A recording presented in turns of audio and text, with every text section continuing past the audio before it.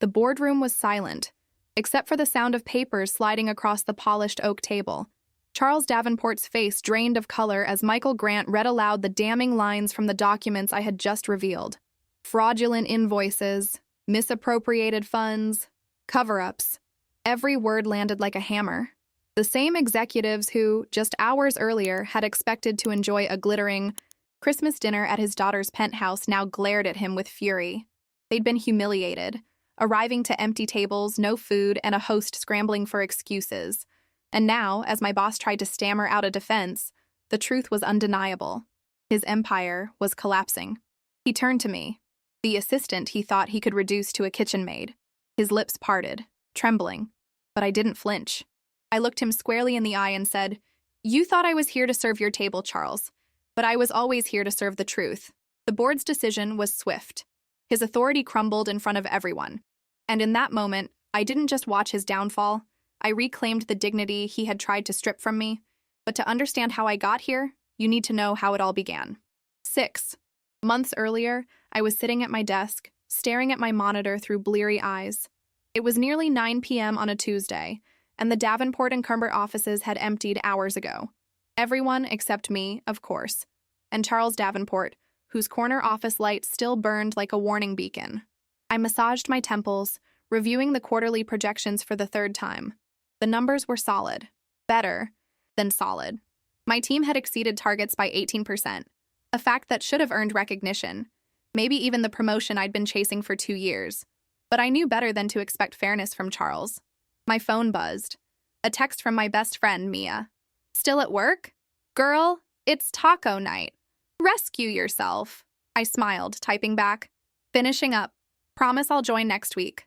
The same promise I'd made for the past month. The intercom on my desk crackled.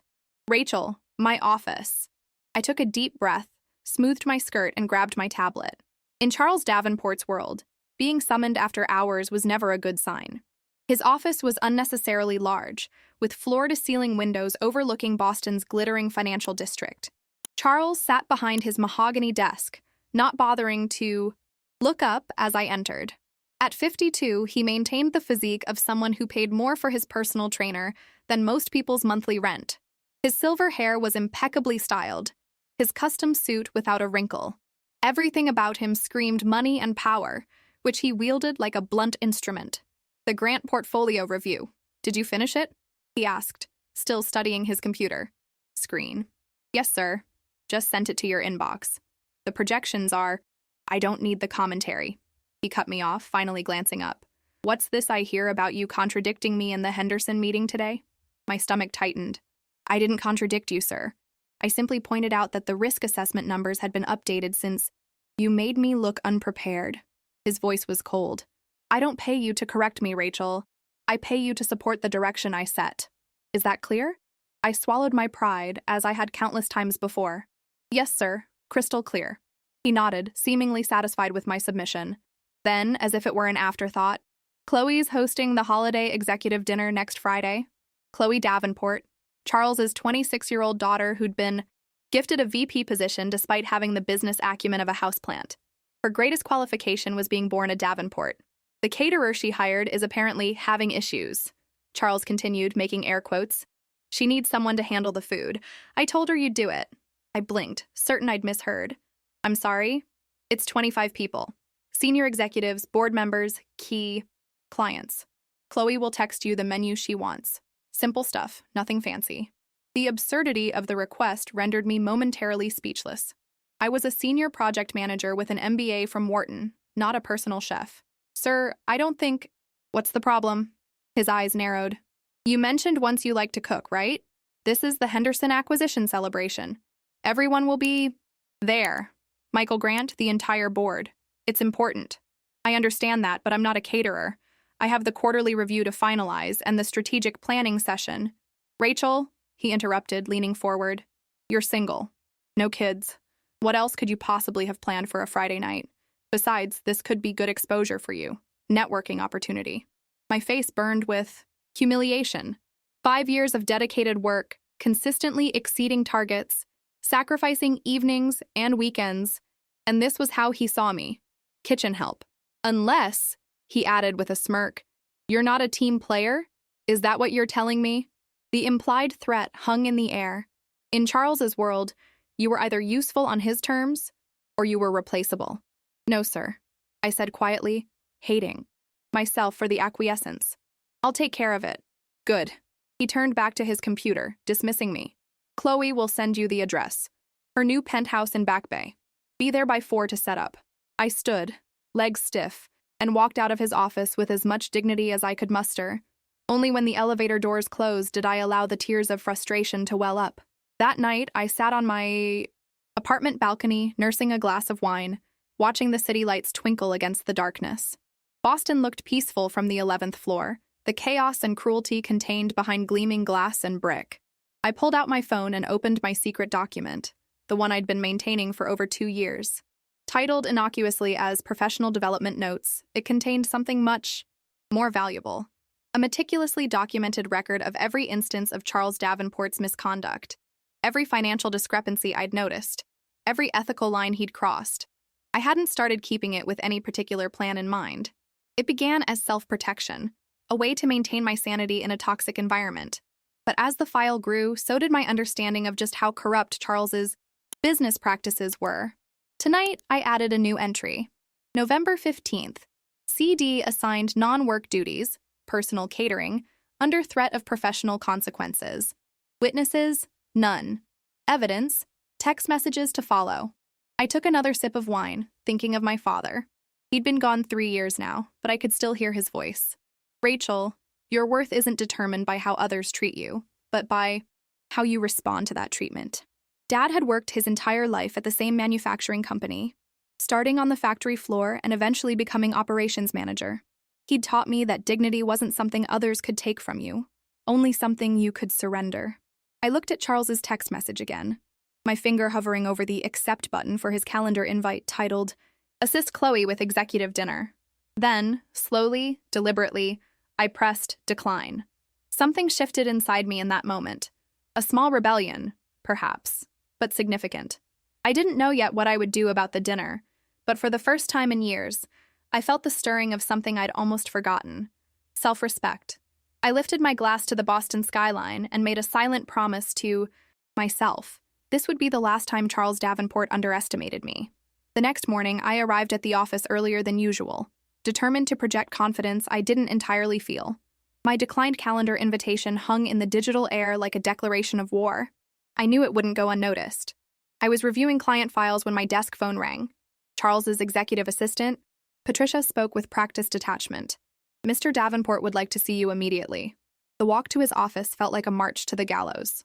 Charles wasn't alone. Chloe Davenport lounged in one of the visitor chairs, scrolling through her phone with manicured nails that matched her father's power tie. She didn't bother looking up when I entered. "Close the door," Charles instructed, his voice eerily calm. I complied, then stood before them, hands clasped to stop them from shaking. "There seems to be some confusion," Charles began, gesturing to his laptop screen. "I see you've declined Chloe's dinner. Care to explain?" I took a deep breath. "Sir, I'm not qualified to cater a professional event. I think there's been a misunderstanding about my role here." Chloe finally glanced up, her expertly highlighted eyebrows raised in amusement. "It's not that complicated. Follow recipes, serve food. Most people learn how to do that in, high school." The condescension in her voice made my skin crawl. I forced myself to maintain eye contact with Charles. "With all due respect, sir, I'm a project manager. Catering isn't in my job description." Charles leaned back in his chair, studying me with the same calculating look he gave to underperforming assets. "Let me be clear, Rachel. Your job description is whatever I say it is. Davenport and Koberers is a family business. Sometimes that means pitching in beyond your usual duties." "Daddy," Chloe interjected with a theatrical sigh, "if she doesn't want to help, I'll just order pizza or something. It's only the biggest clients and the entire board who'll be there." She shot me a venomous smile. Charles's jaw tightened. "That won't be necessary. Rachel understands the importance of team loyalty, don't you, Rachel?" The threat wasn't even veiled anymore. In my 5 years at the company, I'd watched Charles systematically sideline anyone who challenged him. First came the impossible deadlines, then the public criticism, and, finally, the orchestrated exit. I'd survived by being invaluable and invisible, a contradiction that was becoming increasingly unsustainable. I have the quarterly projections due that same day. I tried again. And the Henderson acquisition documents? Those can wait. Charles waved his hand dismissively. This dinner is more important. Michael Grant will be there along with the entire executive committee. It's not just a meal, it's a statement about Davenport's success. I felt the walls closing in. My career at Davenport & Co., all the late nights, the sacrificed weekends, the missed family gatherings, balanced on this ridiculous demand. Cook or be fired, essentially. Fine, I said finally. I'll do it. Charles smiled, victory secured. Excellent. Chloe will text you the menu details. Nothing fancy, just make sure it's impressive. These people expect quality. Chloe finally put down her phone. My place is at the Windermere in Back Bay. The doorman knows to expect the help. She emphasized the last word, making it clear exactly where I ranked in her estimation. Oh, and wear something appropriate, like black pants and a white shirt?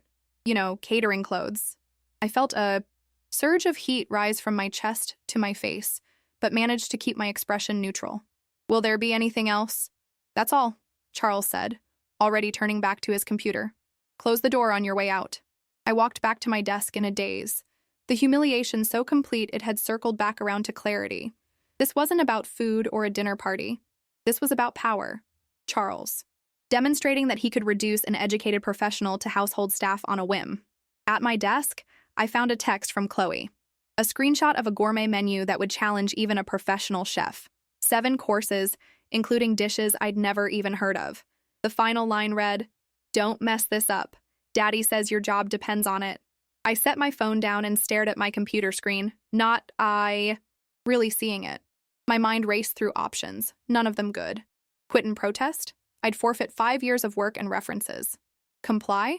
Sacrifice whatever remained of my self-respect. Report Charles? To whom? He was the company. My phone buzzed again. This time, it was an email notification from Michael Grant, requesting my assistance on a confidential matter.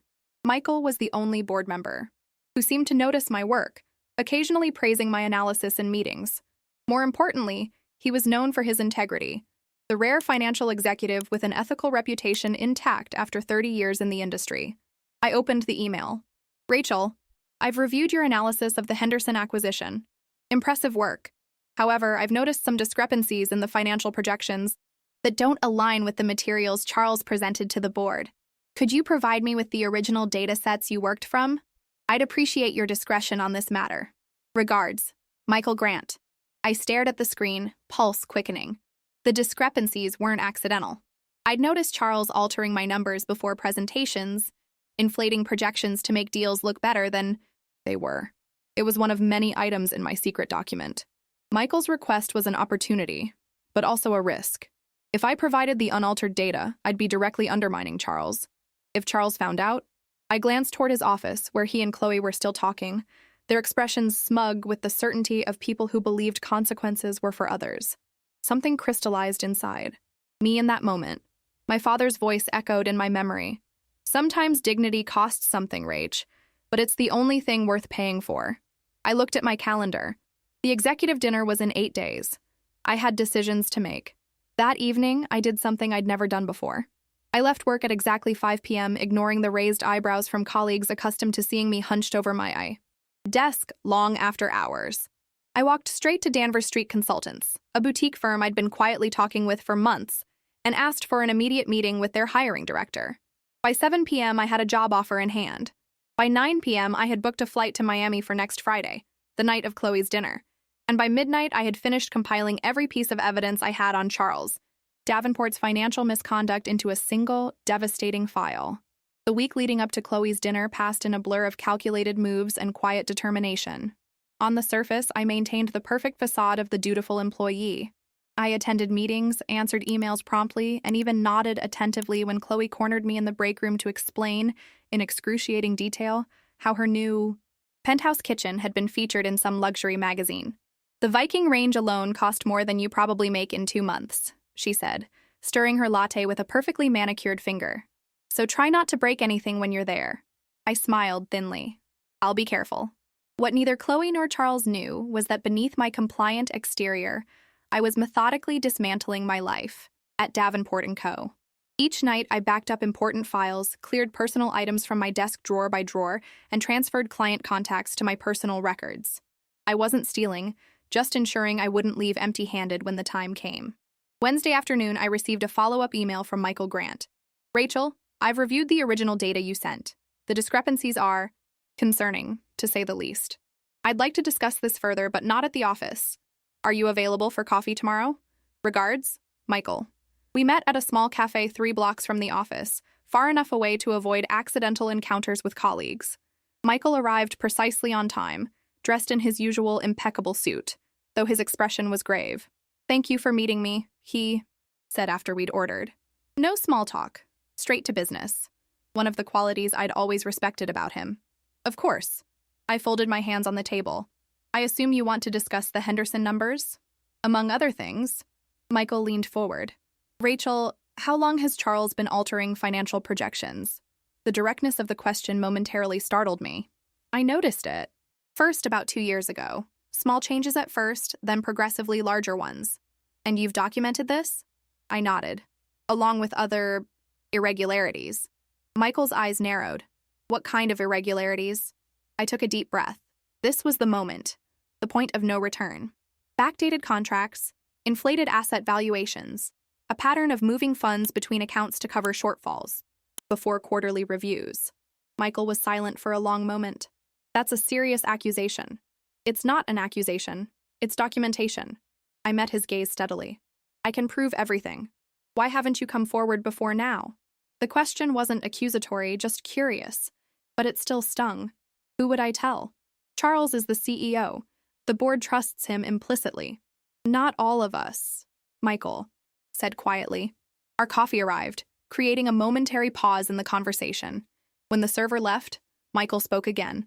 The executive dinner this Friday. I understand you're involved? Heat crept up my neck. Charles has assigned me to cater it, yes. Michael's eyebrows shot up. Catering? That's hardly appropriate. Apparently my job description is whatever Charles says it is. I replied, unable to keep the bitterness from my voice. Michael studied me for a moment. Will you be there?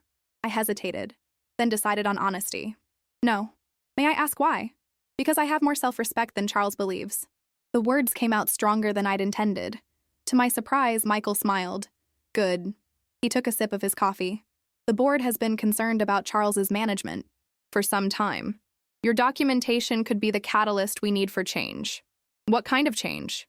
The comprehensive kind. His eyes held mine. We have a board meeting scheduled for Monday morning. If you're willing, I'd like you to present your evidence. My heart raced. This was more than I'd hoped for. A chance not just to escape, but to hold Charles accountable. I'll be there, I promised. As we parted ways, Michael paused. Rachel, be careful these next few days. If Charles suspects anything, he won't, I assured him. As far as he's concerned, I'm just the help. Thursday night, I worked late. Genuinely late, not for show. I organized my evidence into a clear, irrefutable presentation, backed up by dates, figures, and documented exchanges. I printed a copy for each board member and stored the files securely in my personal cloud account. Then I cleaned out the last of my personal items from my desk, placing them in a box I'd keep in my car trunk until Monday. Friday morning dawned crisp and clear, a perfect December day in Boston. I dressed carefully in a navy suit that projected confidence, applied an extra layer of mascara, and arrived at the office 15 minutes early. Charles was already there, pacing near my desk. You're late, he snapped, though I clearly wasn't. Good morning to you too, sir, I replied evenly. Chloe's been trying to reach you. Why aren't you answering her texts? I checked my phone. 3 missed messages, all sent after midnight. I was sleeping. Charles's jaw tightened. She's added lobster bisque to the menu. Make sure you have the ingredients. Lobster bisque requires a dedicated stock. It takes hours to prepare properly. Then I suggest you leave early today to get started. He glanced at his watch. The guests arrive at 7. Everything needs to be perfect. I understand. Charles started to walk away, then turned back. Oh, and Rachel. Don't forget to bring serving trays. Chloe mentioned she doesn't have enough. The sheer audacity nearly made me laugh. I was supposed to cook a 7-course gourmet meal for executives and bring my own serving equipment? Yes, sir, was all I said. Charles nodded, satisfied with my apparent submission, and retreated to his office. At precisely 3 p.m., I shut down my computer, collected my purse, and walked calmly toward the elevator. A few colleagues wished me a good weekend. I smiled and thanked them, wondering if they'd remember this mundane exchange after Monday's revelations. Outside, the winter air bit at my cheeks as I hailed a taxi. "Logan Airport, please," I told the driver. My phone buzzed continuously during the ride. Chloe, then Charles, then Chloe again. I silenced it without responding. They would figure it out soon enough. At the airport, I checked in for my flight to Miami and found a quiet corner in the terminal to wait. Only then did I send a single text to both Charles and Chloe. "I resign, effective immediately. I will not be catering your dinner. Perhaps this will be a valuable lesson in respect." I turned off my phone, ordered a glass of wine, and felt a weight lift from my shoulders that I hadn't even realized I'd been carrying. For the first time in years, I was acting in alignment with my own values. Whatever came next, the board meeting, the confrontation, the inevitable fallout, I would face it with integrity. The flight attendant announced boarding for my flight. As I stood, I caught a glimpse of my reflection in the terminal window. Shoulders back, head high, a slight smile playing at my lips. I barely recognized myself. This woman looked strong, confident, free. I boarded the plane, found my seat, and buckled in. As the aircraft pushed back from the gate, I imagined Chloe's face when she realized there would be no dinner, no impressive spread to showcase her new penthouse. I imagined Charles's fury when 25 executives and board members arrived to empty tables and unfulfilled promises. The plane accelerated, down the runway, lifting into the darkening Boston sky. Below, the city lights twinkled, growing smaller as we climbed. Among them somewhere was the Windermere, where chaos was about to unfold. I closed my eyes and smiled. Sometimes dignity demanded a price. Tonight, I was finally willing to pay it. The Miami air hit me like a warm embrace as I stepped out of the airport. 80 degrees in December, a stark contrast to Boston's bitter chill. I checked into my hotel, a modest but clean place near South Beach, and finally turned my phone back on. The screen immediately lit up with notifications. 12 missed calls from Charles, 8 from Chloe, 5 voicemails, and 23 text messages, each more frantic and threatening than the last. The most recent text, sent just 30 minutes earlier, read, "This is professional suicide. Get back here now, and maybe you'll still have a job on Monday." I deleted them all without listening or reading further. Whatever chaos was unfolding in Boston wasn't my problem anymore. I ordered room service, took a long shower, and slept better than I had in years. Saturday morning, I met with Julian Parker, the potential client I'd flown down to see. We'd been communicating for weeks about the possibility of his tech startup working with Danvers Street Consultants, my new employer. Julian was brilliant, ambitious, and exactly the kind of entrepreneur I wanted to work with in my new role. "I have to admit," he said as we sipped coffee on a sun-drenched patio, "I'm impressed you came all this way on such short notice, especially on a Friday night." "Let's just say I suddenly found my schedule clear," I replied with a smile. By noon, we had a handshake agreement. Julian's company would be my first client at Danvers, a substantial win for both of us. I called Jessica Hayes, my new boss, to share the good news. "That's fantastic, Rachel," she said warmly. "Though I'm curious why you're in Miami instead of at that executive dinner. You mentioned." I hesitated, then decided on honesty. "I chose dignity over obedience." Jessica laughed. "Well, I can't wait to hear that story when you're back. Enjoy the sunshine. You've earned it." I spent the rest of the weekend exploring Miami, deliberately avoiding checking my email or answering calls from any Boston area codes. This was my time. Perhaps the first real break I'd taken in years.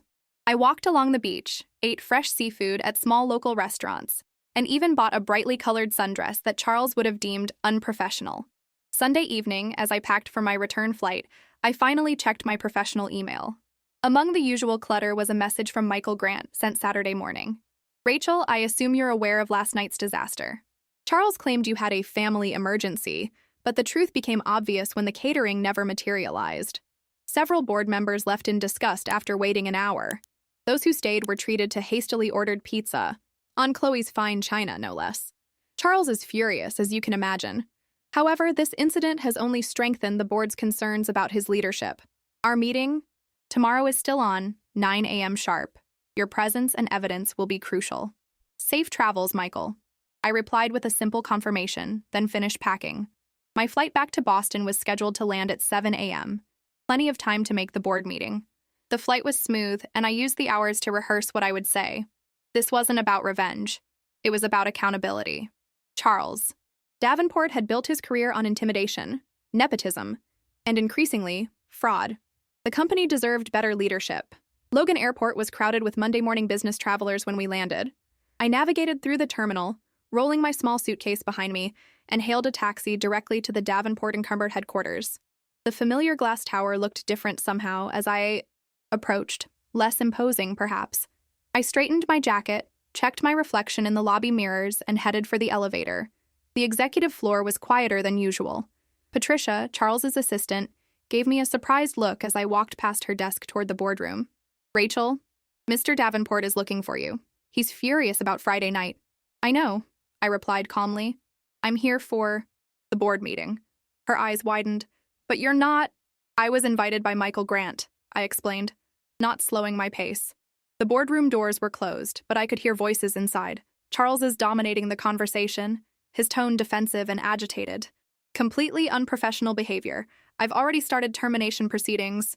I knocked once and entered without waiting for a response. Every head turned in my direction. The long mahogany table was surrounded by the company's most powerful figures. Michael sat at the far end, opposite Charles, who stood with his hands planted on the table's surface, mid-tirade. Chloe sat beside him, her expression shifting from surprise to fury at the sight of me. What is she doing here? Charles demanded, his face flushing. This is a closed board meeting. I invited her, Michael said calmly, gesturing to an empty seat. Please join us, Rachel. I walked confidently to the chair, setting my briefcase on the table as I sat. Good morning, everyone. Charles looked from Michael to me and back again. Whatever she's told you is a lie, he said quickly. She abandoned her responsibilities on Friday night, humiliated my daughter, and embarrassed this company in front of our most important clients.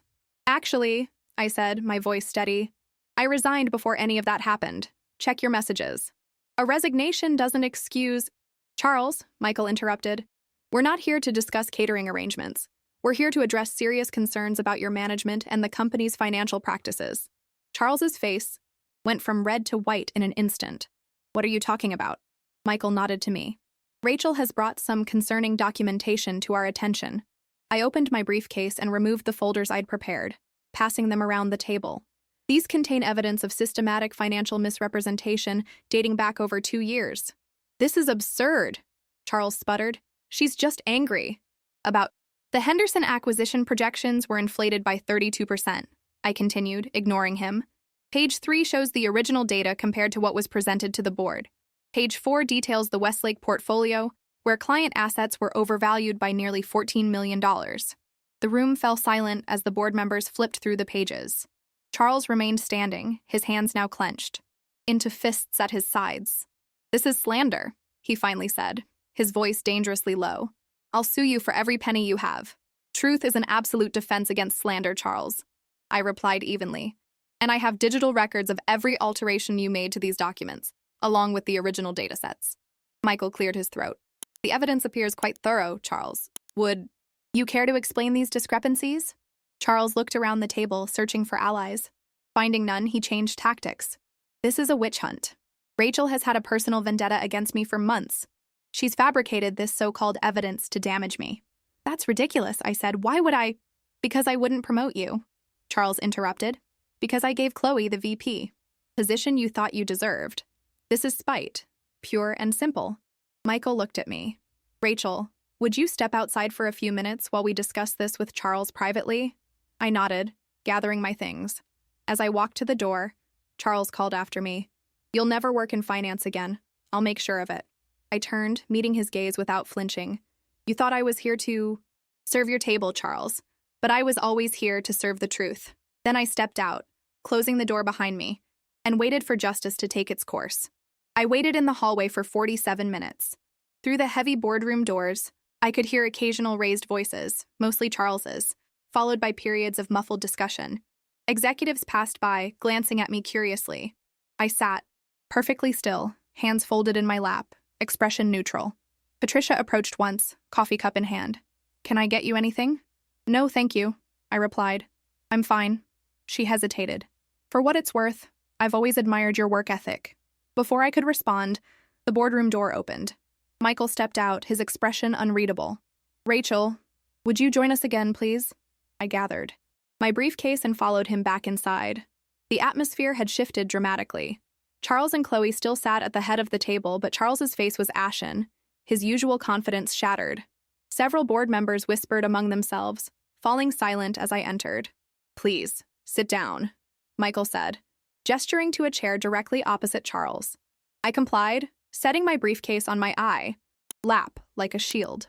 Michael remained standing. "The board has reviewed your documentation and questioned Charles extensively." He glanced around the table, receiving nods from several members. "We've reached a unanimous decision." Charles stared at his folded hands, refusing to look up. "Effective immediately," Michael continued. "Charles Davenport is suspended from all duties as CEO of Davenport and Co., pending a full financial audit and investigation." A small gasp escaped Chloe's lips. Charles remained motionless. "Furthermore," Michael said, "the board has appointed me as interim CEO until a permanent replacement can be selected." Only then did Charles look up, his eyes burning with a mixture of rage and disbelief. "This is my company. You can't just— It's a publicly traded company." "Charles," Michael corrected him calmly, "and as majority shareholders, the board absolutely can take this action when presented with evidence of financial misconduct." Chloe suddenly stood, her chair scraping loudly against the floor. "This is ridiculous. You're all falling for her lies," she pointed at me accusingly. "She's been jealous of our family for years. This is nothing but revenge because she couldn't handle a simple dinner party." "Ms. Davenport," one of the older board members interjected, "the financial discrepancies speak for themselves. This has nothing to do with catering." "Rachel," Michael said, turning to me, "the board would like to thank you for your courage in bringing these matters to our attention. We understand you've resigned, but we'd like to offer you a position on the transition team during the audit process. Your knowledge of the company's operations would be invaluable." I felt a rush of vindication, quickly followed by certainty. "Thank you for the offer, but I've accepted a position elsewhere. I'll be happy to cooperate with the audit team as needed, but it's time for me to move on." Charles finally found his voice. "You've destroyed everything," he said barely above a whisper. "I hope you're satisfied." I met his gaze steadily. "I didn't destroy anything, Charles. You did that yourself, one ethical compromise at a time." Michael nodded to two security personnel who had quietly entered the room. "Please escort Mr. Davenport and Ms. Davenport from the premises. Their access badges will be deactivated immediately." Charles stood slowly, straightening his suit jacket with trembling hands. "This isn't over. I'll fight this with every resource I have." "That's your right," Michael replied evenly. "But I'd advise against it. The evidence is compelling, and a public legal battle would only damage your reputation further." As the security team approached, Charles turned to me one last time. "You were nothing when I hired you. Remember that?" I smiled slightly. "And you were everything when I met you. Remember that." The boardroom fell silent as Charles and Chloe were escorted out. When the door closed behind them, Michael addressed the remaining members. "I suggest we adjourn until this afternoon. We have much to discuss regarding next steps." The executives filed out, several nodding respectfully in my direction as they passed. Soon, only Michael and I remained. "That went better than expected," he said, loosening his tie slightly. "Did you know? Before I showed you the evidence?" Michael sighed. "I suspected. Charles's projections were always too perfect, his margins too consistent. But suspicion isn't proof." He studied me for a moment. "You took quite a risk." "It wasn't about risk. It was about integrity." "Your new position, is it with a competitor?" "Danvers Street Consultants. Different focus, different clients." He nodded approvingly. "Good firm. They're lucky to have you." Michael extended his hand. "If you ever want to come back, there will be a place for you here." I shook his hand firmly. "Thank you, but I think this chapter of my life is closing." We walked together to the elevator, discussing the practical details of my departure: final paycheck, benefits transition, exit interview. Normal, mundane things that somehow felt surreal after the morning's drama. As the elevator doors opened, Michael said, "One more thing. I heard about the dinner fiasco. 25 executives standing around an empty table while Chloe frantically ordered pizza." He smiled slightly. "It was the most honest moment I've seen from the Davenports in years." I stepped into the elevator, turned, and returned his smile. Sometimes dignity demands a dramatic exit. The The doors closed, and I descended 32 floors, watching the numbers tick downward. With each floor, I felt lighter, freer. By the time I reached the lobby, I was ready to walk away without looking back. Outside, Boston was alive, with Monday morning energy, people hurrying along sidewalks, yellow taxis honking, the December air crisp with possibility. I hailed a cab and gave the driver my home address. "Good day?" he asked, noticing my smile in the rearview mirror. "A new beginning," I replied. At home, I changed into comfortable clothes and brewed a cup of tea. My phone buzzed with a text from Jessica Hayes. "How'd the board meeting go?" I replied simply, "Clean break, ready to start fresh tomorrow." Later that evening, as I was packing a few more things for my first day at Danvers, my doorbell rang. I opened it to find Patricia, Charles's assistant, standing in the hallway with a small box in her hands. "I thought you might want these," she said, passing me the box. "Some photos from your desk I rescued before, eh? Security cleared it." "Thank you," I said, surprised by her thoughtfulness. "Would you like to come in?" She shook her head. "I can't stay. It's chaos at the office, but I wanted you to know that what you did took courage. A lot of us saw what was happening but were too afraid to speak up. What will you do now?" I asked. "Michael offered me a position on his team. I'm staying, at least for now." She hesitated. "Charles always underestimated you. He called you the quiet one behind your back, like it was a weakness." "It never was," I said softly. Patricia nodded. "I know that now." She turned to leave, then paused. "Oh, one more thing. Chloe's apartment, the one in the Windermere?" She smiled mischievously. "It's not hers. The company leased it for her, and Michael just terminated the agreement. She has to be out by Friday." I couldn't help but laugh. Sometimes justice has a sense of humor. After Patricia left, I opened the box. Inside were a few framed photos of my family, some notebooks, and at the bottom, a small card I'd kept pinned to my bulletin board. It contained a quote from my father, written in his steady hand. "Your dignity isn't something others can take from you. It's something you protect every day through your choices." I placed the card on my new desk, a reminder of the lesson I'd finally learned. Tomorrow would bring new challenges, new colleagues, new opportunities. But tonight, I savored the quiet victory of having stood my ground, of having chosen dignity over submission. The path forward was clear now, unburdened by the weight of Charles's expectations or my own compromise. For the first time in years, I was truly free, not because I'd defeated Charles Davenport, but because I'd finally recognized my own worth. 3 weeks passed in a blur of new beginnings. My position at Danvers Street Consultants proved to be everything I'd hoped for: challenging work, respectful colleagues, and a culture that valued results over hierarchy. Jessica Hayes, my new boss, was the antithesis of Charles. Brilliant without being arrogant, demanding without being cruel. The Julian Parker account was a major win, she told me during our first formal review. "He's already referred 2 other startups to us. Whatever you're doing, keep doing it." What I was doing was simple: treating clients as partners rather than targets. The approach seemed to resonate, particularly with younger entrepreneurs like Julian who valued authenticity over traditional corporate posturing. Outside of work, I was reclaiming parts of myself that had been suppressed during my years at Davenport & Co. I joined a community garden, took evening cooking classes, and reconnected with friends who'd grown accustomed to my constant cancellations. Mia especially was delighted by my newfound availability for taco nights. "It's like you've been released from prison," she observed over margaritas one evening. "I haven't seen you this relaxed in years." She wasn't wrong. The constant anxiety that had been my companion for so long, the fear of disappointing Charles, of missing deadlines, of never being good enough, had dissipated like morning fog. In its place was a growing confidence, not just in my professional abilities, but in my right to be treated with respect. I still followed the news about Davenport & Co., and of course, it was impossible not to. The financial audit had revealed deeper improprieties than even I had documented.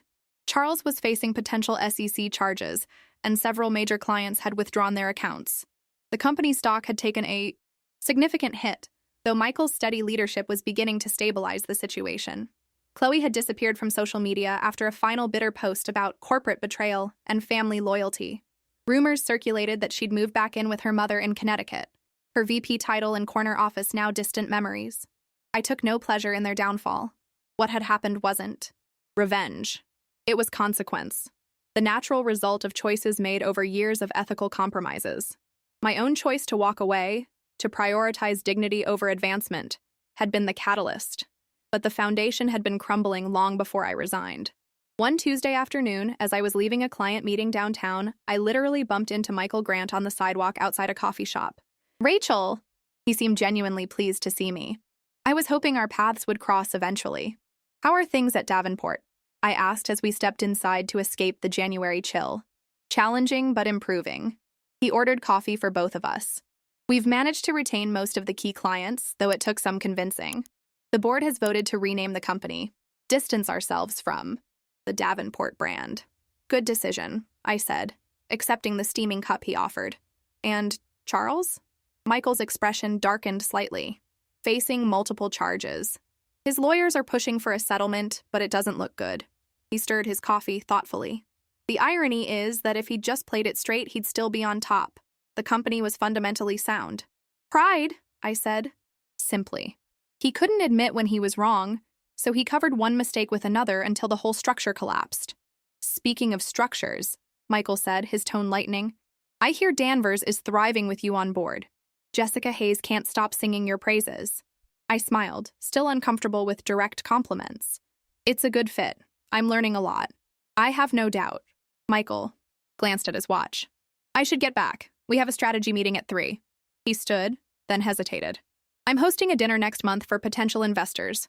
Nothing fancy, just good food and conversation. I'd love for you to join us, if you're comfortable with that."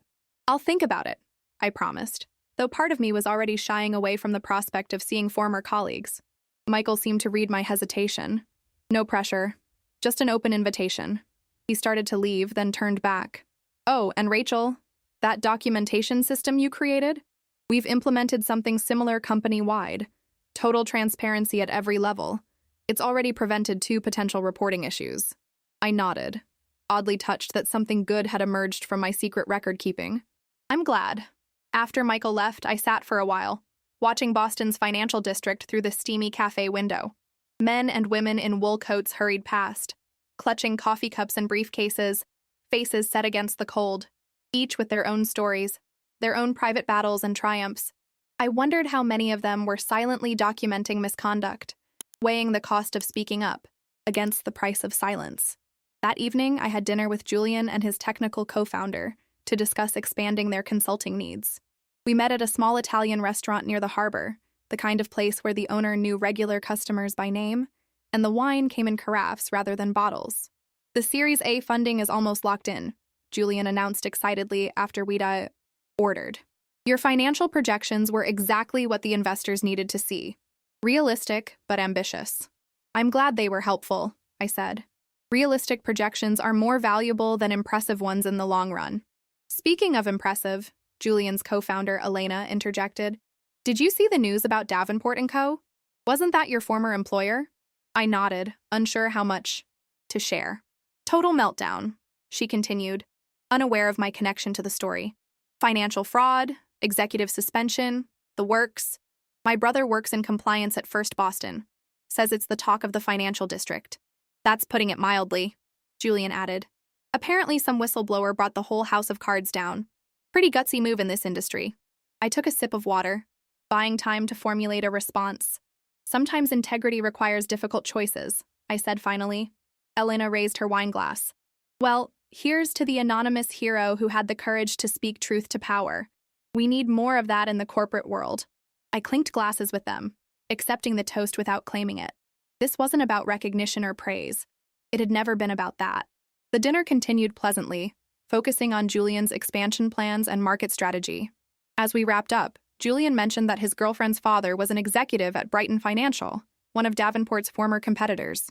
He says Davenport's interim CEO is implementing some revolutionary transparency measures, Julian remarked, the kind of stuff that could have prevented the whole scandal if they'd been in place earlier. "That sounds like Michael," I said before I could stop myself. Julian's eyebrows rose. "You know him?" "We've crossed paths," I replied, deliberately vague. "He's one of the good ones." Later that night, as I walked home along the harbor, I thought about Michael's dinner invitation and the subtle opportunity it represented. A chance to reclaim my professional narrative, to be known not just as the person who documented Charles's misdeeds, but as someone with valuable insights to contribute. I pulled out my phone and composed a brief message. Michael, I'd be happy to attend your investor dinner. Thank you for the invitation. His response came quickly. Excellent. And if anyone asks about catering, I promise to handle it myself. I laughed. Out loud, startling a seagull perched on a nearby railing. The ability to find humor in what had once been humiliating felt like its own kind of victory. Back at my apartment, I found a small package waiting outside my door. No return address, just my name printed in unfamiliar handwriting. Inside was a sleek leather journal with a note tucked into the first page. For your new beginnings. Some stories deserve to be written. It was signed simply, P. Patricia. The quiet ally I hadn't fully appreciated until the end. I ran my fingers over the journal's smooth cover, thinking about stories and endings and new beginnings. Mine was still unfolding, chapter by chapter, each page turned by choices rather than chance. I opened to the first blank page and began to write. 6 months passed, transforming Boston's bitter winter into a glorious spring. Cherry blossoms lined Commonwealth Avenue, and the public garden blazed with tulips. The city seemed to mirror my own renewal, vibrant and flourishing after a long dormancy. My career at Danvers had exceeded all expectations. 3 months after joining, Jessica promoted me to senior consultant, citing my exceptional client development, skills, and strategic vision. My portfolio had expanded to include 12 startups and 3 established companies seeking restructuring advice. The work was challenging but deeply satisfying, each success built on mutual respect rather than fear or obligation. Michael's investor dinner had gone surprisingly well. Far from the awkwardness I'd feared, it felt like a homecoming of sorts. Former colleagues greeting me with genuine warmth, several confessing they'd suspected Charles's improprieties but lacked the courage to speak up. You changed the culture, one senior analyst told me over dessert. Even those who never knew the details understand that something fundamental has shifted. There's accountability now. Transparency. Michael had formalized my consulting relationship with the rebranded company, now called Meridian Financial Partners. I provided transition guidance 1 day a week, helping to implement the very transparency protocols I'd once wished existed. The irony wasn't lost on me. The documentation system I'd created to protect myself had become a model for organizational integrity. One bright Tuesday in May, Michael invited me to lunch at an upscale restaurant, overlooking Boston Harbor. The spring breeze carried the scent of salt water as we were seated at a table by the windows. I have news, he said after we'd ordered. The board has officially offered me the permanent CEO position. Congratulations. I raised my water glass in a toast. They couldn't have made a better choice. Thank you. He smiled, but something in his expression suggested there was more. The official announcement goes out tomorrow, along with news of several key executive appointments. All deserving candidates, I'm sure. Michael nodded. There's one position we haven't filled. Chief Operating Officer. He looked at me directly. The board unanimously approved my recommendation that we offer it to you. I nearly choked on my water. Me? Michael, I've been gone for 6 months. I'm not even... You're exactly what Meridian needs, he interrupted gently. Someone with integrity, intelligence, and the courage to stand up for what's right. The company is rebuilding its reputation from the ground up. Who better to help lead that effort than the person whose actions made it possible? I sat back, momentarily speechless. The offer was flattering, validating even, but something didn't feel right.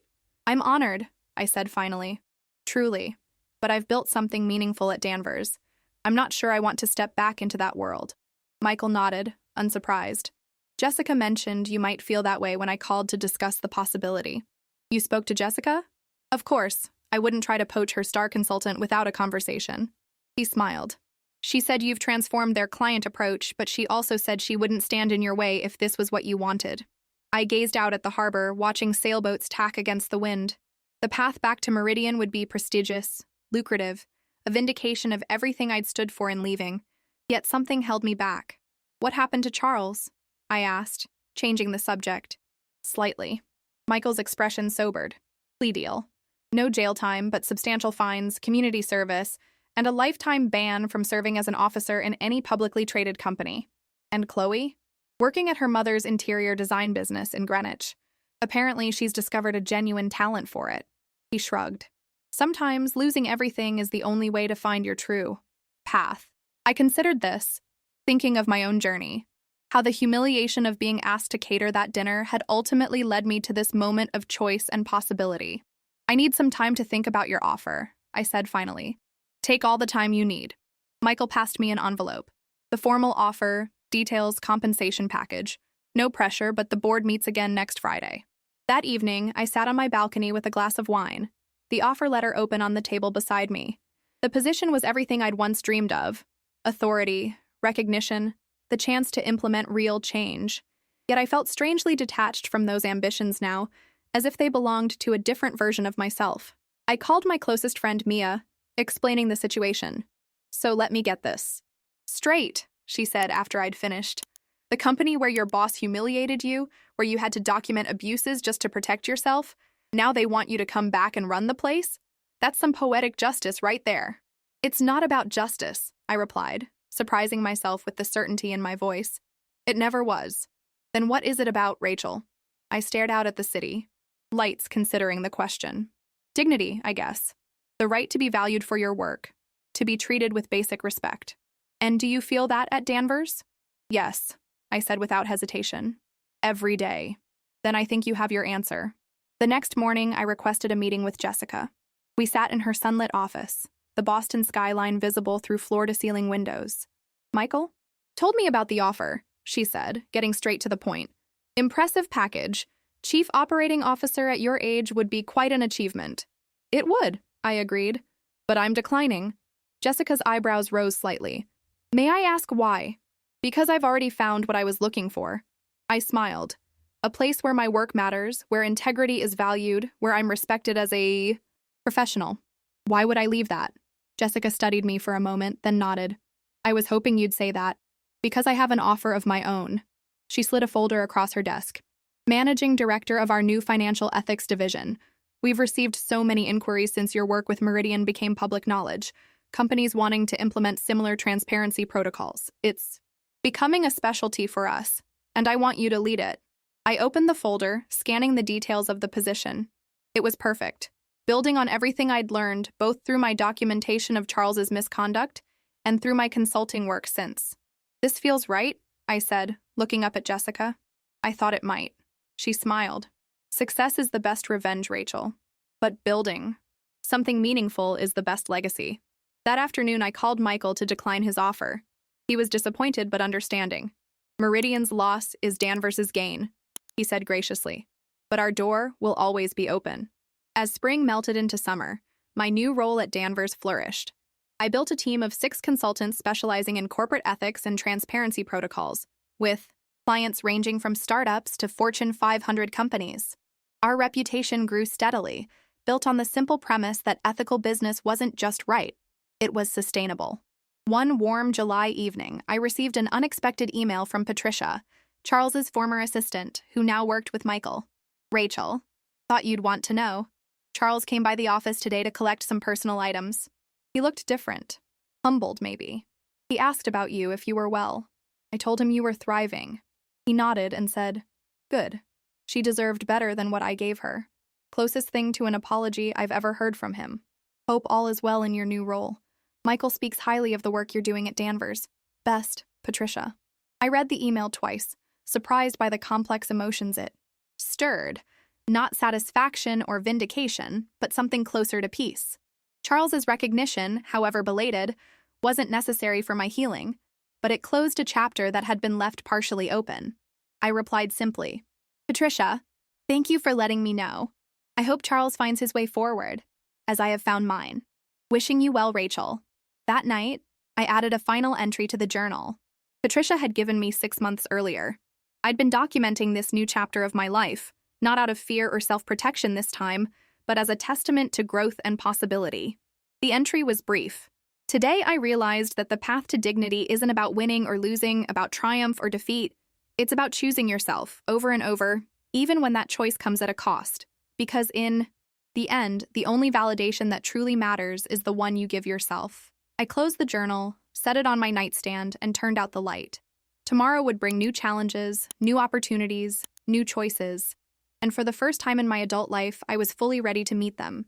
Not as the person Charles Davenport had tried to make me, but as the person I had always been beneath the eye. Doubt and fear. Strong, capable, worthy of respect. The journey hadn't been easy. but it had led me exactly where I needed to be. 1 year to the day after I'd boarded that fateful flight to Miami, leaving Charles and Chloe to their empty tables and angry guests, I stood before a packed auditorium at Northeastern University's business school. The dean had invited me to deliver a guest lecture on corporate ethics and leadership, a topic that had become my professional signature. The foundation of ethical business isn't found in compliance manuals or mission statements, I told the sea of attentive faces. It's built in daily choices, in small moments of courage, in the willingness to stand for something even when it costs you. A young woman in the front row raised her hand. But isn't there a professional price for that kind of courage? What if speaking up means risking your career? The question struck close to home. I considered it carefully before responding. There can be a price, I acknowledged, but there's always a price for silence, too. It's paid in smaller installments, in compromised values, in diminished self-respect, in the slow erosion of who you are. The question isn't whether there's a cost. The question is which cost you can live with. After the lecture, several students lingered to ask questions. One young man mentioned that he'd interned at Meridian Financial over the summer. "Michael Grant speaks very highly of you," he said. "The transparency protocols you designed have become a model for the entire industry." I smiled, thinking of how something created from necessity had evolved into a standard for others. Michael deserves the credit for implementation. He had the vision to see their potential. As the crowd thinned, I noticed a familiar figure waiting at the back of the room. Jessica Hayes leaned against the wall, nodding approvingly. "Impressive lecture," she said as I approached. "Those students have no idea they're listening to the person who transformed financial ethics compliance in Boston." "Let's not exaggerate," I laughed, gathering my notes. "I just documented what I saw. The transformation came later. Don't underestimate your impact." Jessica's tone turned serious. "The Danvers Ethics Division has tripled in size under your leadership. 27 companies have adopted your transparency protocols. 3 financial fraud cases have been prevented before they escalated." She smiled. "All because you refused to cater a dinner party." We walked together through the campus, enjoying the crisp October afternoon. Fallen leaves crunched beneath our feet. The air carried the scent of approaching winter. "I have news," Jessica said as we reached her car. "The partners have been discussing succession planning. I'm moving to the London office next year to expand our European presence."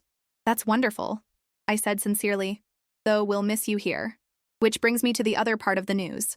She stopped, turning to face me directly. "The board wants you to take over as managing partner of the Boston office." I blinked in surprise. "Me? Jessica, I've only been with Danvers for 18 months, she finished for me, "during which you've brought in 11 major clients, established an entirely new division, and helped position Danvers as the leading authority on corporate ethics implementation." She smiled. "It's not premature, it's overdue." The offer left me momentarily speechless. Managing partner at 31 would be exceptional by any standard. Yet what touched me most wasn't the title or the recognition, but the confidence behind them, the unquestioning belief in my abilities. "I'd be honored," I said finally. "Thank you for trusting me with this. The formal announcement goes out next week." Jessica checked her watch. "I need to get back for a client call, but dinner soon to discuss transition details?" "Absolutely." As Jessica drove away, I decided to walk for a while, following the tree-lined path along the Charles River. The water reflected the flaming autumn colors, a mirror of transformation. 1 year. It seemed impossible that only 12 months had passed since I'd sat in Charles Davenport's office, accepting the humiliation of being reduced to kitchen help. My phone buzzed with a text from Michael. "Heard the news about Danvers' partnership. Well deserved. Dinner to celebrate? Meredith and I found a great new place in Back Bay." Michael and his wife had become friends in the months since I'd declined the COO position at Meridian. Our professional relationship had evolved into something more genuine, a friendship built on mutual respect and shared values. I texted back, "Love to, next week." As I walked, another text arrived, this one from Mia.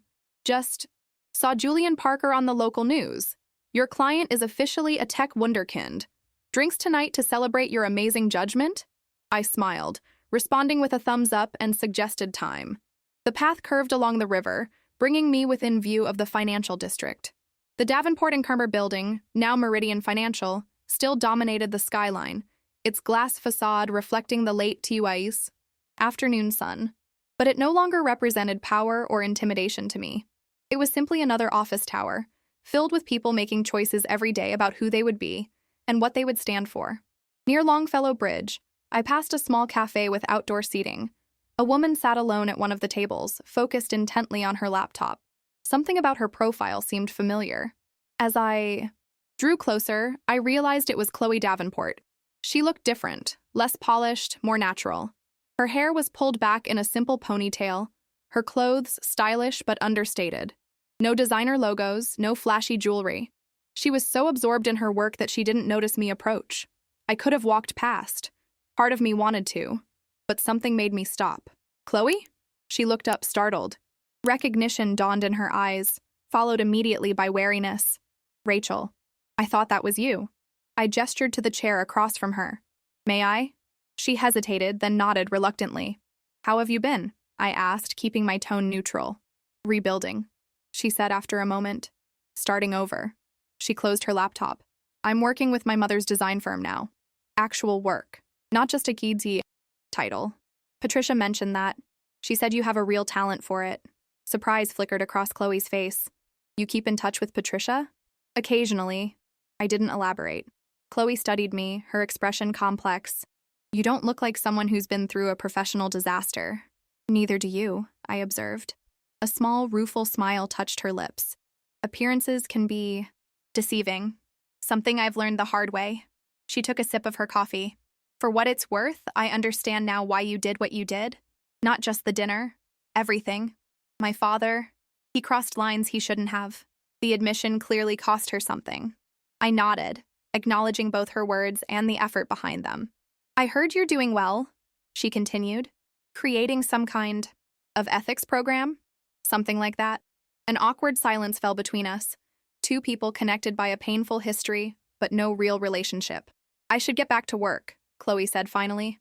"Deadline tomorrow." "Of course." I stood, then paused. "Chloe, I hope things work out for you." Genuinely. She looked up, surprised again, then nodded slowly. "Thank you." As I continued my walk, I reflected on the encounter. There was no dramatic reconciliation, no profound moment of connection. Just two women acknowledging each other's humanity, recognizing that we were both more than the worst chapter of our shared history. That evening, celebrating with Mia at our favorite bar, I felt a sense of completion I hadn't expected. The circle that had begun with humiliation had closed with dignity, not because I'd defeated Charles or proven anything to anyone else, but because I'd remained true to myself through every step of the journey. "Earth to Rachel." Mia waved her hand in front of my face. "Where'd you go just now?" I smiled, coming back to the present. "Just thinking about this past year.